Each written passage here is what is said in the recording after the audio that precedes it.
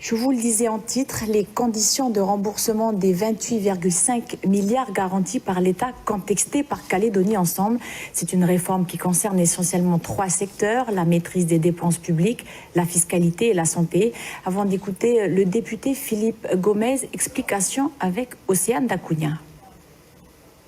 Le gouvernement s'est engagé à réduire ses dépenses, mener des réformes fiscales et revoir largement le système de santé. Premier objectif, la maîtrise des dépenses publiques. Pour cela, le gouvernement s'est engagé à geler les créations de postes et à ne pas remplacer systématiquement les départs ou les fins de contrats à durée déterminée. Des établissements publics fusionneront, les aides publiques seront revues à la baisse, moins 8%.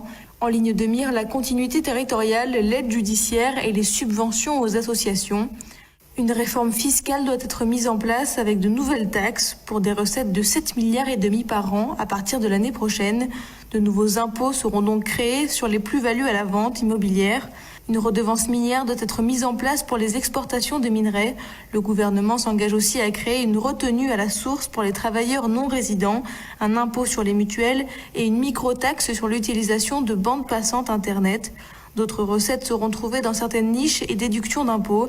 La TGC sera revue à la hausse pour atteindre un taux unique. Le document impose aussi une réforme du système de santé. Les conditions d'accès aux aides sociales spécifiques seront durcies. Selon le calendrier, le RUAM doit être à l'équilibre d'ici 2022. Une partie de ces créances serait effacée. Certaines mesures urgentes devront être mises en place, comme la déduction des frais liés aux EVASAN, la création d'un ticket modérateur pour les patients, ou encore la suppression pour certains professionnels du jour de carence. En cas de difficulté de remboursement du prêt, la Nouvelle-Calédonie s'engage à créer une nouvelle taxe ou un nouvel impôt spécifiquement dédié au remboursement des échéances. Si ce dispositif échouait, l'AFD amputerait directement les dotations de l'État à la Nouvelle-Calédonie pour se rembourser. Dans une conférence de presse ce matin, Calédonie Ensemble juge ces réformes dangereuses pour l'économie du pays. On l'écoute.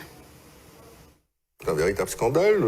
Donc le prêt qui a été consenti par l'AFD à la Nouvelle-Calédonie de 28 milliards est un prêt qui a été consenti moyennant des conditions qui sont des conditions inacceptables, et notamment que la Nouvelle-Calédonie crée en 2021 17,5 milliards d'impôts supplémentaires. Si jamais on crée ces 17,5 milliards d'impôts supplémentaires sur lesquels le président du gouvernement s'est engagé puisqu'il a signé le prêt, à partir de ce moment-là, on tuera définitivement l'économie du pays, on aggravera la crise sociale, la fracture sociale, et on aggravera aussi, bien sûr, la crise politique qu'on traverse avec les référendums qui se succèdent.